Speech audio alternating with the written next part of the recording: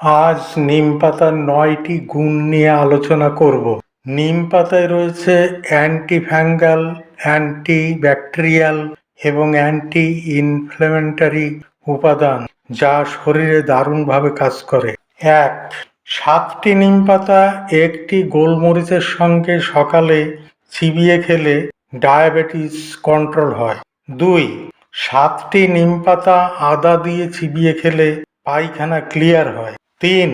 Half cup নিম পাতার রস এবং হাফ কাপ কাঁচা হলুদের রস একসঙ্গে মিশিয়ে সকালে পান করলে রক্ত পরিষ্কার করে, ভিতর থেকে চুলকানি পাচড়া সারিয়ে দেয়।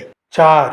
নিম পাতা জলে ফুটিয়ে ঠান্ডা করে দূষিত ক্ষত এবং চুলকানি পাচড়া ধুয়ে পরিষ্কার করলে উপকার পাওয়া যায়।